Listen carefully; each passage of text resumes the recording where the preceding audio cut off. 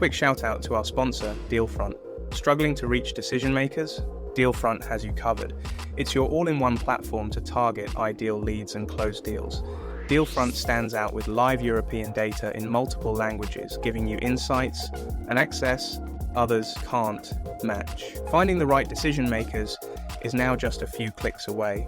Dealfront combines market signals, web visitors, and EU company databases, all while ensuring GDPR compliance. Ready to transform your sales game? Get your free demo at dealfront.com. That's DEALFRONT.com. Or check the link in the description and show notes. Elevate your sales strategy with Dealfront. Hello, listeners and watchers and subscribers. Welcome to another chapter of the SDR DiscoCall show. I'm your boy, Neil Booyan, your main man host.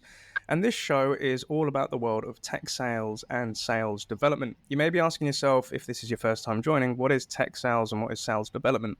Well, tech sales or technology or software sales is the world that we live in. So think of things like Zoom, LinkedIn, Dealfront, etc.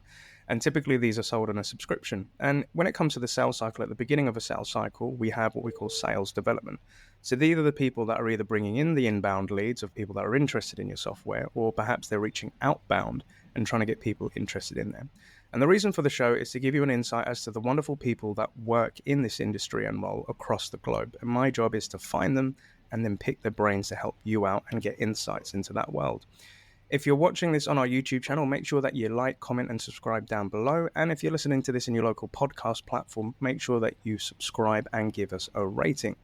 So with this beautiful guest that we have on board, I have to give a big shout out to Deepak Vadera, because he was a marketeer from Dealfront that reached out and said, "Hey Neil, are you looking for any guests?" And I was like, "Hell yeah, bro, I'm always looking for guests." So without further ado, I'd love to could you please introduce yourself, guest? Hello, my name is Katerina Tustea, and I'm from Karlsruhe, Germany, and I work for a software company, Dealfront. Dealfront provides or help customers to find the right contacts in their specific industries, and also give some hints when is the right timing to connect them. I love that. Katerina, welcome and guten Tag, and thank you so much for joining us on this chapter today. So, Katerina, as you said, you're based out in Germany. You're working at Dealfront, super cool company. Could we ask you, outside of sales, Katerina, what do you like to get up to? What are your passions, interests, and hobbies? Yeah, sure. I enjoy hanging out with my friends, going for a walk, sometimes a longer walk. Driving the bike, so I'm looking forward that it's becoming a little warmer, springtime, to really have cool ride bikes with my friends. And besides that, spending time with my family, going to concerts. Sometimes also festivals. So this is my passion. This is how I spend my free time.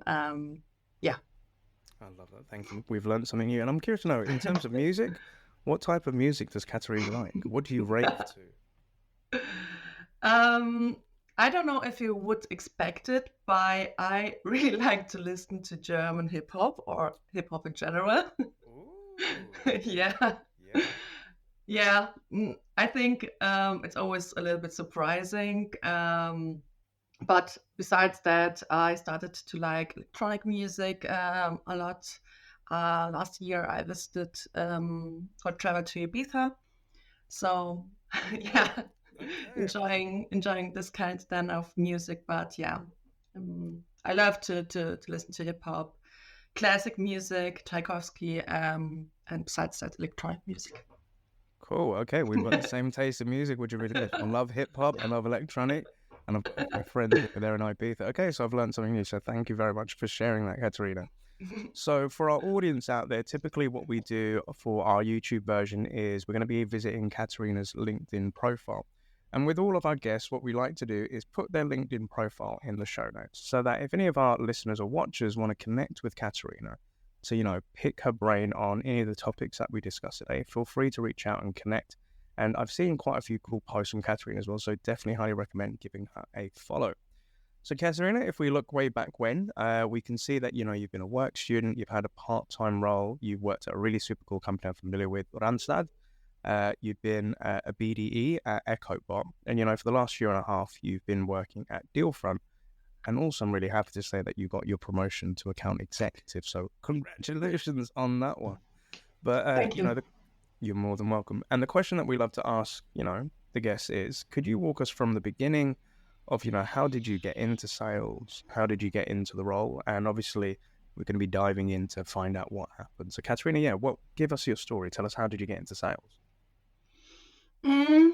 I think like the most by accident. Really, when I'm looking back, I studied like philosophy and marketing or market research. So I always thought I'm gonna end in marketing. I don't know why. No one thinks about sales, but studying marketing behaviors or you always think you are gonna work in a fancy agency and trying to find the right campaign with the customer. But besides that, when I involving like my studies and continue, then I worked in retail, and I also did some marketing campaign as a part-time job for haircutter. Okay. Starting like she started then her Instagram profile, and I tried to put some content in there, and I applied for marketing jobs, but I don't know, maybe it's only in Germany. They always say, okay, I'm giving you an internship, but without money. And we all know life is expensive. So I said, look, I can't work here for free 40 hours. I can't ask my parents to give me money to have my rent paid. Yeah, and then a friend of mine who was working as a key account manager said, look, we are searching together for new marketing jobs or traineeship in marketing. But in our research, we saw a lot of sales jobs who are open. And then she started to ask me, why don't you think about going into sales? Because I know you like to talk, you like to analyze things. I think you would be a good fit. And then I say, okay, let's give it a try. Then EchoBot had a traineeship open who was paying. And I said, okay, I'm gonna try. Went to the process for applying, and then I had a call. Okay, we want to have you in our team. And I really, when I joined and applied for the job, I had one day spending in the office and see how would my job look like, how are the colleagues. And really, it made me such an impression how the dynamic is there, and also between the colleagues. I said, well, I think I want to work here. Then the call came, and I said, I'm go with it. I'm taking this traineeship. It was for 1 year, and if it's really not for me, then I tried something new, and I have some learnings out of it that maybe I can put into my next steps in marketing, for example. So this was the reason, or also my way into sales. I just tried something new, and here I am now, 1 year and 8 months later. I love that. That's such a cool story, and there are so many elements of this which I'd like to unpack and get a better understanding. So, where you said initially you accidentally got into sales, right? Yeah. So with you, Katerina, you said, you wanted to study marketing, and that was the original angle that you went into. And then, helping your friend, somebody like within the hairdresser or salon for their social media on Instagram and helping there. And then obviously, with your friend who said, well, you'd like to talk, so why didn't you get into sales? But I'd love to understand first, What was the interest in marketing? Why did you choose marketing first before going into sales? This is a really good question. I had like this vision of the agency life. Really, a customer is coming into the agency, they have an idea, and we put this kind of idea into something. I had like the vision. We brainstorming about this wishes that the client is having. Yeah. So at the end, it would be a problem solver, a creative problem solver. This was like my intention, my beginning, or why I wanted to work in marketing, helping, and creative helping with ideas. And I love that, that creative element of, working within that agency life. Customer comes in and say, this is what I want, and then being able to help them put that into reality or something like that. And the reason I ask this is I've got my best friend, and he's recently studied marketing, right? And he's going through like an academy and a course. He's doing like the presentations and all of this. And a big part of me wants to say to him, come to sales, bro. That's where you want to be at. But so hopefully maybe I can use this episode one day to convert him to come to the dark side. But the other interesting piece you said, Katerina, was, you were helping out this friend with this salon to help, with their social media. And, this was free work, and you came to the realization of, okay, I need money. I need to live, right? Life is expensive, right? Could I ask, like, doing that for free, what things did you learn when you were doing it for free? What skills did you gain from that? Being consistent, you have to post in a regular mood or regular base. Being also really creative. If something isn't working, then try a new approach. Or when we see, okay, Instagram, a new angle. And trying to interact also with the people who are writing maybe some comments under the posts.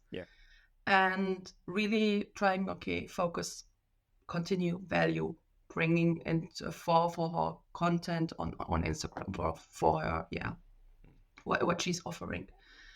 This were my main learnings that I think it's also like in this new role, something that you have to keep in mind. And it's not, I think, only in sales, also in different departments. If you're working in product, in IT, trying to look on different angles and trying to also interact when getting feedback on things that you are doing, so you can involve. 100%. Yeah. And I think for somebody, I've learned how to use social media for the last 20 years. And I've been on different platforms like Instagram, Twitter, LinkedIn, TikTok. And, I've got a creative mind because, I do music as well. And then trying to apply that creative side to social media with the sales mindset, trying to experiment with things. And sometimes I'll look at other people's Instagrams and I'll think to myself, it looks really nice and clean. You can see the call to action, you can see the image, you can see the engagement. And sometimes I feel like I don't want to be like everybody else. I want to be my own thing. So some marketing people, my friends say, Neil, it's so messy. Your Instagram is messy. The wall isn't nice and clean. I'm like, I don't care, because it's the content I want to put out to be authentic. I don't want to look like somebody else, right? But you're right. You learn these things, and, not only does it help within marketing, it helps in sales and product and different departments. You need that creative element. Okay, so now coming back to that point where, you're with your friend and you're both researching, looking for the roles, and they say to you like, Katerina, why didn't you work in sales, right? When your friend said that to you initially, what was going through your mind? Because you were that person studying marketing, and now somebody's saying go the other way. How did you process that? Never. Never? I don't see myself in sales. Sales, you have this conception, or this idea of salespeople. And I always, when I thought about sales, okay, someone from a telecommunication, I won't say any names, but someone from a telecommunication company who is calling me and trying to sell me a new contract, for example. This was in my mind, and I think no. And also I think with like a lot of people saw Wolf of Wall Street, and I thought, oh, I can't do that. I can't do it with people like he did in the movie. I can't do that. I couldn't sleep at night. But she said, look, there are different parts of sales. I'm in the key account base. I'm talking with base clients. This is also sales. And it's also sales to sell something, for example, product to other companies. It's not always B2C. And then I said, okay, why do you think that? Then she said, okay, you are communicative, you like to talk to people, you are always, you don't, you listen, and then you are giving your opinion, but always in a dynamic way. I think you would be a good fit. And then after I met with my friend, went home, and then I Googled sales. Okay, I love it. Then I Googled sales. What should a salesperson bring to the table? Watched a lot of YouTube videos. Started to listen to a podcast. I can't remember which it was, but it was a good one. And then I said, okay, just looking into the personality that the sales that salespeople have to bring on the table. This could be, I see myself there. Okay, maybe it's gonna work. Then I started to look into the job offers, what they are searching for, and what they can also bring on the table. What would be like my involvement, or how I can build my skill set in a wider way, because I'm always open to learn. Bring me something on the table that I don't know, I'm gonna be interested to learn it. And then I saw the job offer from Ecobot. Then I said, okay, look, what is Ecobot doing? It's not selling to B2C to people, it's selling to companies. And then I started to also watch some YouTube videos from Ecobot, saw the people behind that. Now we are bigger companies, but at that time you also could see like the people in the different teams. And then the decision was really fast made. Sit there, wrote my application, and sent my CV, and hope for the best, because I thought, okay, if it's gonna be sales, I want to work in this company because I see myself. It's in Karlsruhe where I live. It's not far away. It would be really convenient to start there. Yeah. I love that. Thank you so much for sharing, Katerina, because there's so many things that I love about that journey, right? So you're speaking to your friend in key accounts, and she says to you, you could work in sales. You're like, never, right? But she says, look, you're somebody that likes to speak to people. You like to hear people's responses, and you give your opinions on that. You've got, you'd be a good fit. And then you tell me that you go home and you think about this more. So then you start investigating, you start doing your research. And I love how you said, right, I went on Google to find out what does a salesperson need to bring to that table. What skills do they have to have? And what I love is when people go do their homework, then they can see themselves in the requirements. Then you go look for the job descriptions, and then you start, comparing yourself. Could I do this? Yeah, I could do this. I could do this. And then you find, you listen to a couple of podcasts. Okay, granted, you can't remember it, but, it was good enough to help you give that insight. And then, you apply for a role, which is, close to home. And the reason why I'm loving this is the other day, like yesterday on Instagram, on my personal Instagram, I share everything about this podcast. And the reason I do that, Katerina, is I want to teach my friends about getting into tech sales because I've been doing it for 20 years. And my friend Samuel, hello, he said, "Good morning, bro. I hope you're good. Have you got any content in regards to getting into tech? What advice would you give to somebody who's interested in getting into that industry with zero tech experience, but has a little bit of sales experience?" And, when he sent me that message, I was like, "Oh, I'm so happy. Thank you for asking. It's the best question in the world." And we're going back and forth. We're doing voice notes. I'm sending him the podcast and all of this. But you have just given the blueprint of what my friend needs to do. The research that you have to go through that. And then, ending up at EchoBot, that's freaking cool. So I also remember you saying, when you're coming into this business and you go for the interviews and you go spend a day at the office to see what is it like. And I like that. It's kind of like a shopping experience. You're doing a free trial, right? You're getting the free trial experience before you pay and sign up. What did it feel like going into an office and seeing other people working, and what kind of questions were you asking them, Katerina?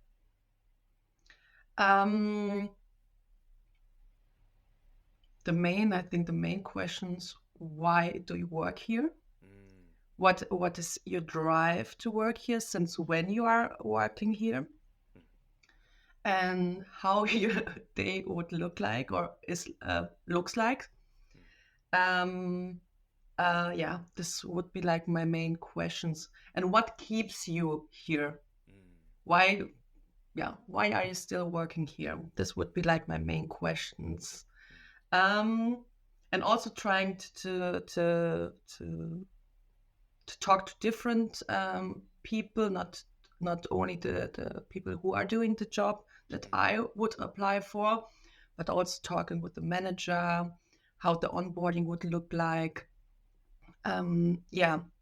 This would be, or this were my question. And fair enough, we are having an in-house, or also at that time, an in-house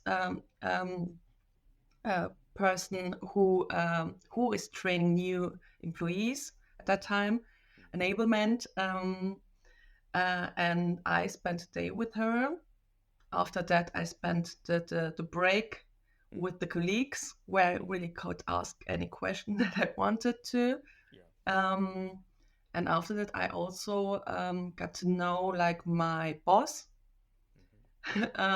So it was a wholly one experience, having sitting in between the others, seeing how their days look like, him having some role plays for the specific role that I'm applying for, and also having the conversation with the others. This was then after that the main reason where I said, okay, now I'm sure I want to work right here. So it was a good experience. Yeah, I think that's a really awesome way to kind of evaluate if this is the place that you want to be, right? So speaking to different employees and asking, why did you join? What motivates you? What drives you? And it's a really good question to ask, why are you still here? Why do you stay with this business? And then I think, not just speaking to the people that are going to do your role, but speaking to management, speaking to enablement, spending that quality time to really get to know, because you want to understand, is this a culture, not just a job that you can fit into, right? Can you vibe with these people? Can you feel comfortable around them? And I love that. And I think, a lot of people that I've met, they may not do as much research before taking that job. Sometimes just the research they do is the job description, they go for the hiring interview, they go for the final stage, they get the offer, they get the job, and then 3 or 4 months later, I then hear, it wasn't what I thought it was. And I'm like, okay, but what research did you do before you went for the job? Oh, I see people talking great about this company. They've got lots of revenue. They've got great customers. Okay, that's cool. That's what it's on the outside. But you want to know what's on the inside, right? Yeah. And, you know, whether I've been an employee or I've been a sales trainer, before I ever commit to any contract or do any deal, I spend time with that company initially to get to know them a little bit better. Mm-hmm. So, you know, even with the current company I'm working with today, my sales coach, before I signed and said, yeah, I'm going to be a sales coach, I met with the CEO, I met with the head of sales, I met with the SDRs, I met with the other coaches. We went out for dinners in London. I went up to the UK North to spend time because I'm thinking to myself, if I'm going to be here for a long time, I want to know that I'm going to enjoy this and I want to be cool with the people that I'm going to work with, right? So Yes. I really love how much due diligence you did before going into that role. I think that's freaking cool. But now I'm interested to know. So those first couple of months of being the SDR, cold calling, emailing, trying to pitch deal front, and you know I've had a lot of guests like Jan Mundorf, you know Matthias Sharper, that have come on to tell me DACH is tough, it's hard to prospect. But I'd love to know, Katerina, what has your experience been like and stories of prospecting in DACH? Mm-hmm. I can go on. It's really tough. The first 3 months, we in the company we always have a conversation after 100 days to give feedback from the employee side, but also from the leadership side. How's the process going, and how you fit also in the company. And to be quite honest, it was I could prepare how much I wanted. But it didn't prepare me into the what is really meaning to cold calls. And to be honest, I told you that I never had like experience in cold calling someone. So the first month were really okay. What am I doing here? Maybe I'm not a quitter, but maybe I have to admit it's not that what I wanted or what I thought would be the right fit for me. And the main reasons, looking now back into the first weeks and first month, I'm a person who thinks too much. Okay. And I didn't go with the flow. So I started with a script, and the script wasn't so my wordings. I didn't really feel so comfortable with it. So I sounded like a robot. And I always had some issues and struggled about the wordings. And I think that the prospect would also hear that I'm not confident enough on the phone, that I'm not being myself. So at one specific point, I tried, okay, remember every word that is saying in the script, try and maybe also putting some of my wordings in it. And after that, then there was the 100 days recap, and that went good. And I also got, okay, we have to see 180 degrees change, or we have another conversation. And also, I also thought, okay, yeah, I'm with you. It's not going. It's going well for me. But I don't know what's changed. What changed? I think, and this is also would be like something that I'm telling everyone who is starting: stick to it. Trust. There is a phrase. Trust the process. Stay on the line. Try different things out. Meaning, okay, if the script wasn't for me, write my own script. Trying my own wordings. Have a conversation, trying to pitch or to talk how you would talk to a friend. I had so many conversations in the evenings with friends of mine, sitting there, and then, okay, I'm gonna tell you what I'm doing. Pitch you, or trying different pitches. Yeah, and it went after that, after this 100 days, I think there was a change, feeling more confident with my wordings and my script. It went so smooth.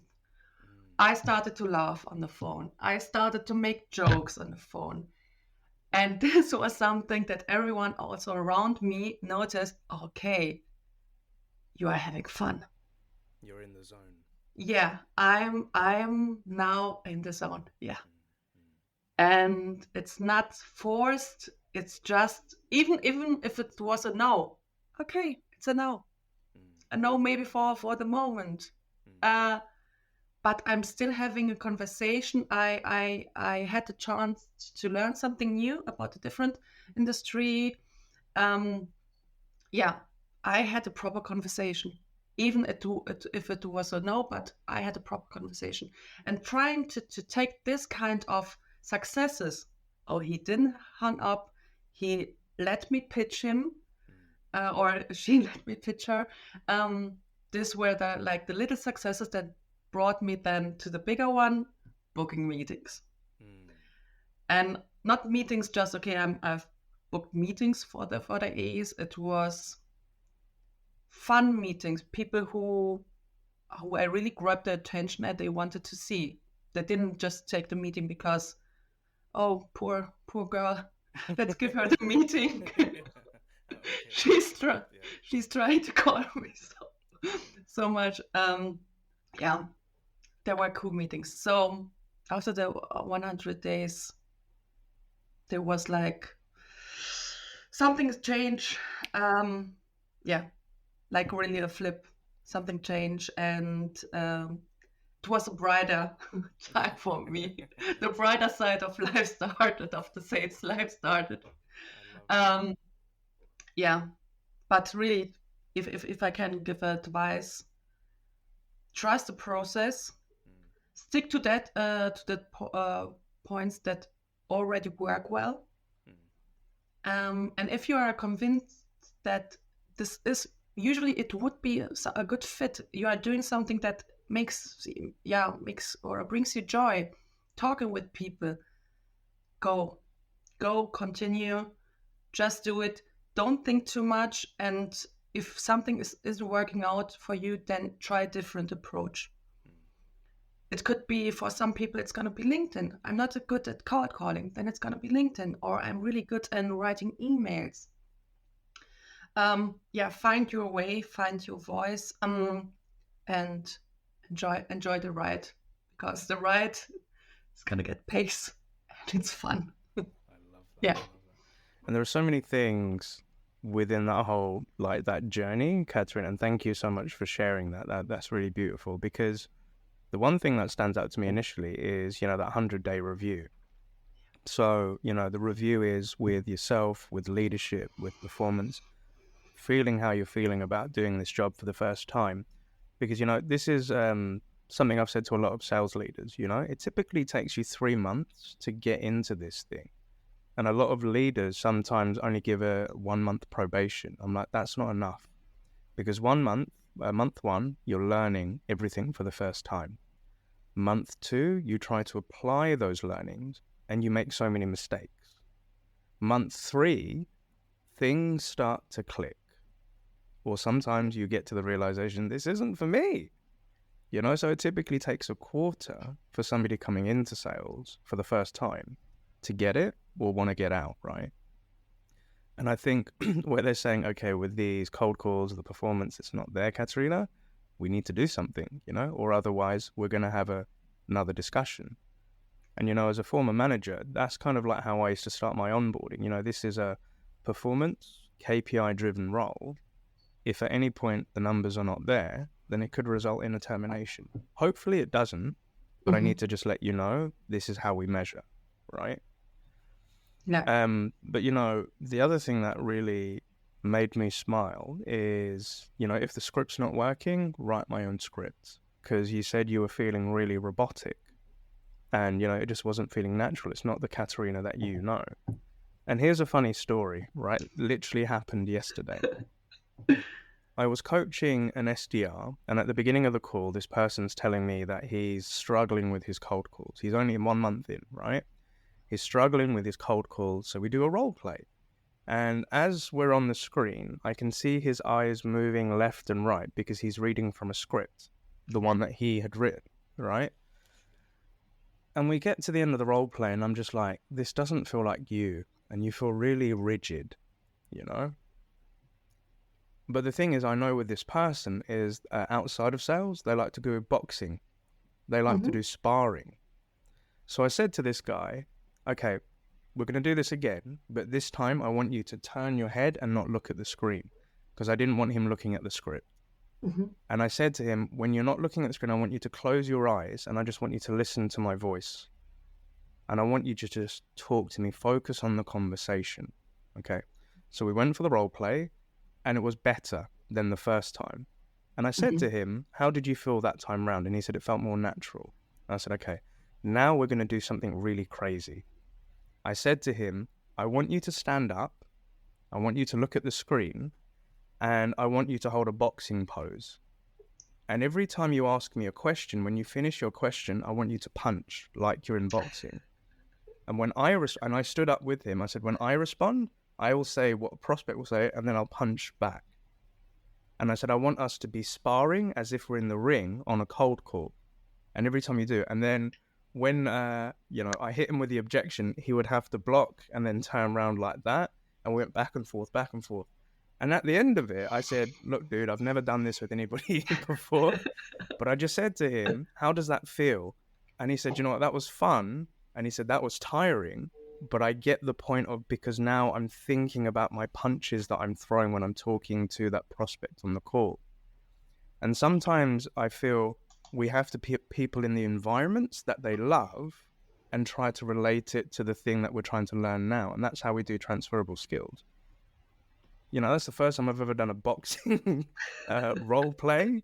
What I was trying to get to this guy was use your own style, because when I heard the cold call the first time, it sounded robotic. It sounded scripted. And then I said to him, moving forward, dude, when you do your cold calls, I want you to stand up. I want you to have your own speaker, and I want you to walk as if you're in the ring and this is your opponent. Because like, you're telling me that you can punch out a person when you're in the ring. So do it on your calls, right? Yeah. So anyway, I digress. But you know, like you did your 180. You got to turn it round, and you did that, and then checking in. So I'm also curious to know, like in DACH, because I know that you're familiar with the SDRs of Germany. What kind of help do you have, or what resources were you looking for in DACH to help you in your journey, Katerina? SDRs of Germany is a really good point. I'm having like the luck to work in the front. I have a colleague, Katerina, shout out, who is connected to the SDRs of Germany. Yeah. And one of her tips was, okay, look at this this community. It's an open community. They are helping. They know what they are talking about. A lot of them are SDRs or started as SDRs, and they are helping you. There's something like, okay, roast your pitch. There are different events or recordings where what you can look at and having your learnings and also ask questions. So this environment was really helpful because SDR or being an SDR isn't so famous in the German market. Usually it would be like more the working students who are doing the cold calling. And it started, I think, in the last years that it became more famous being an SDR.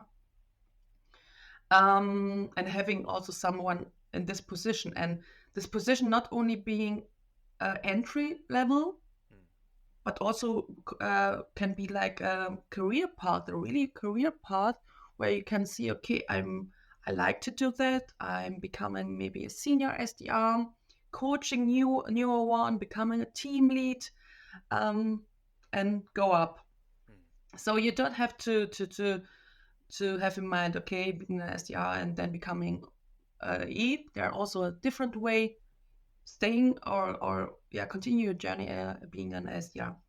So SDRs of Germany, a really good input, really to help you. And I think if I would start again, this would be like my first follow button on LinkedIn, trying to absorb everything they are posting because it's helpful.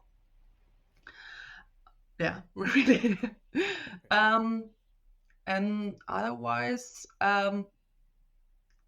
talking with your colleagues, absorbing what they are saying, maybe sometimes also mimicking or having this kind of approach that works for them, trying it by yourself, and having really the conversation with your colleagues every time. Colleagues in your SDRs team, colleagues in your from the AE team, leadership. I at one point I know that I'm always speaking to head of sales, decision maker in the sales department, or the decision maker in the marketing area. It depends on the sizes of the companies. But then I went to our VP and asked him, okay, if someone is cold calling you, what would be like your points where you said, okay, I'm gonna listen. Trying really, if you're knowing your buyer persona, having tools to help you, but also asking the people around you who are doing this kind of job for a longer time, and trying to embrace what they are you doing and what helps them to have success. Yeah, this would be like, I love that.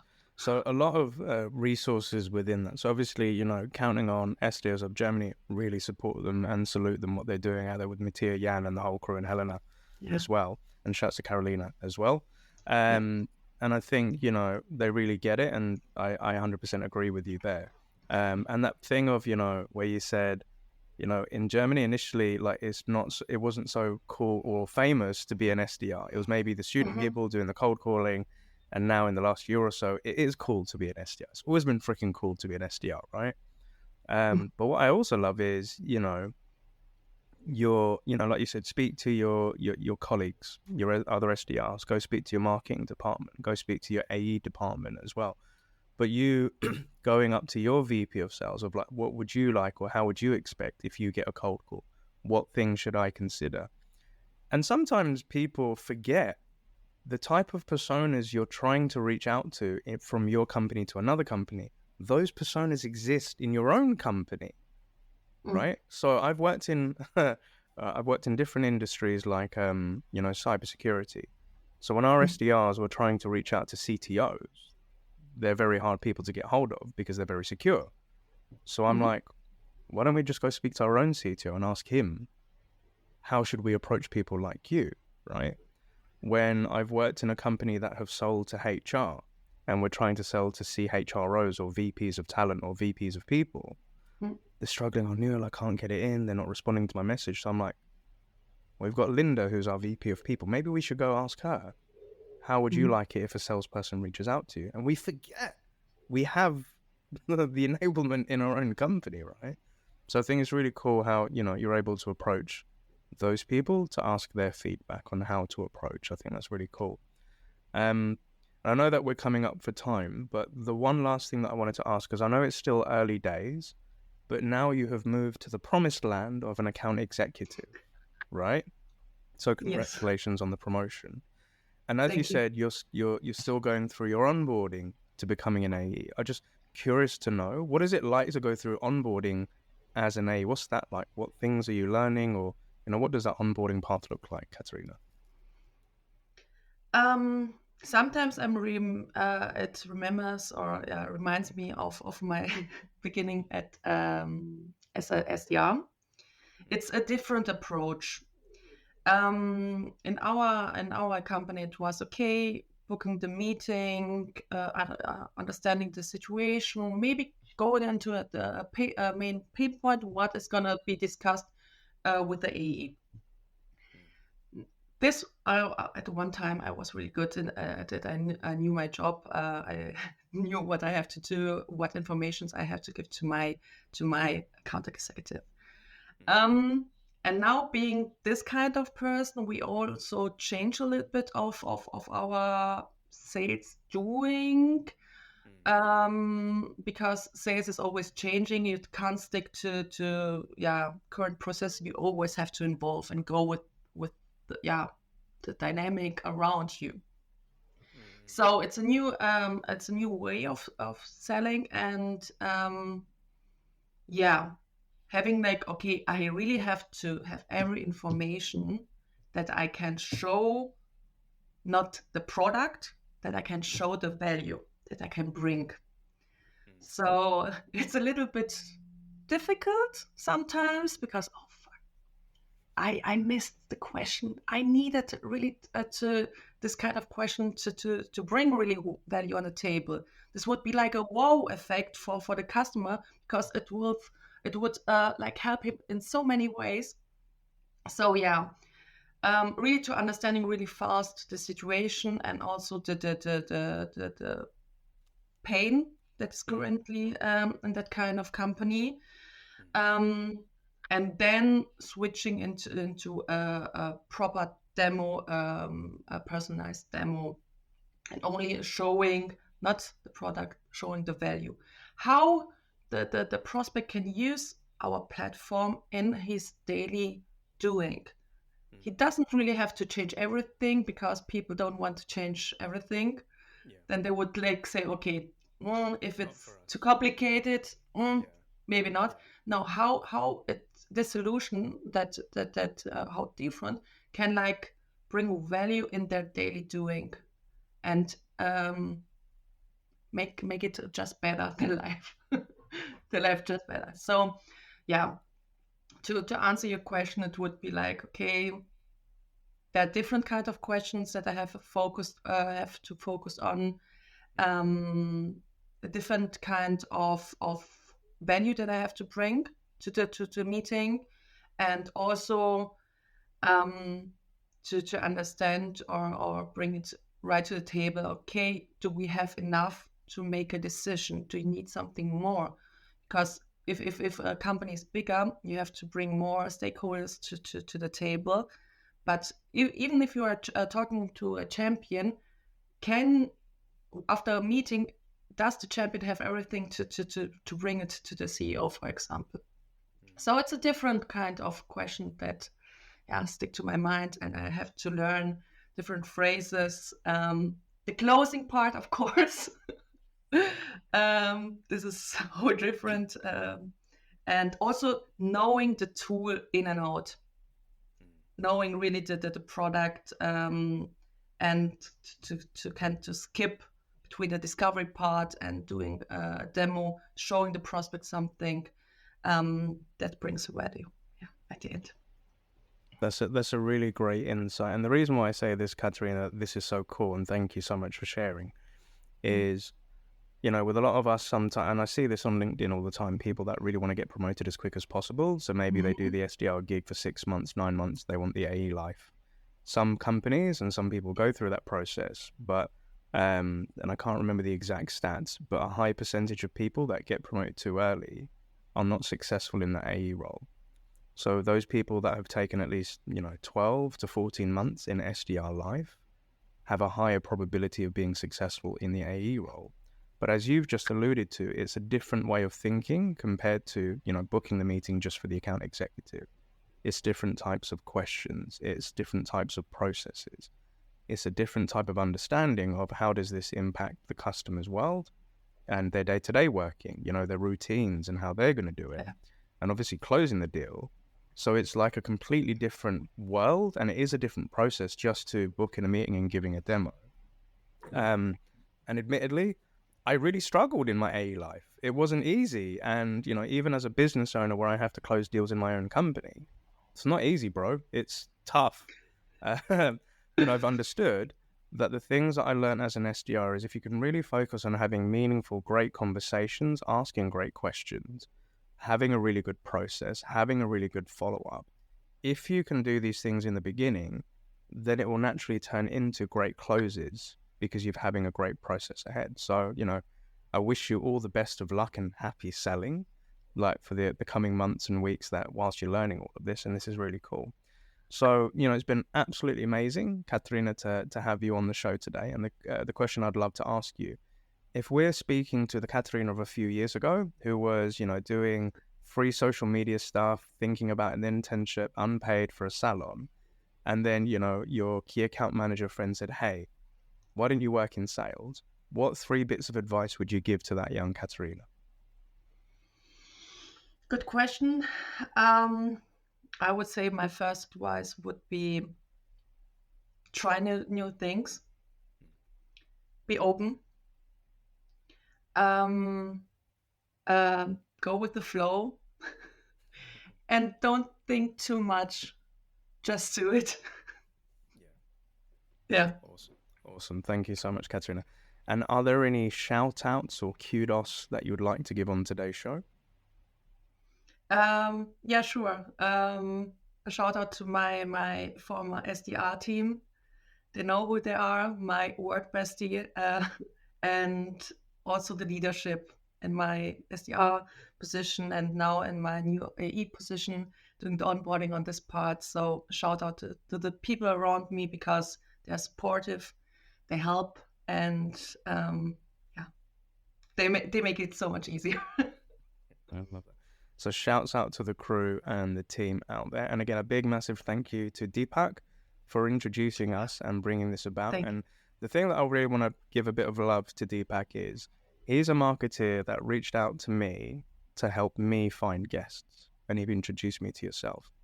Deepak has been the only marketing person that's ever followed up to say, hey, Neil, are you and Katerina booking this in? And I'm like, yeah, we've got it for today. So I'm like, okay, that's really cool. And then he said to me, okay, great. When it's all recorded, we'd be happy to share it on our socials, give it some support and love. And I was like, thank you, my bro, because not many people do that. So again, a marketeer helping out a sales guy, I rate that and I really love it. So again, thank you. Shout out to Deepak. And again, a massive thank you. Yeah, 100%. And a massive thank you to all of our listeners, watchers and subscribers today. So if, you've enjoyed what Katerina's discussed and shared in her insights and her stories, her LinkedIn profile will be within the show notes, and feel free to connect, reach out and, ask any questions.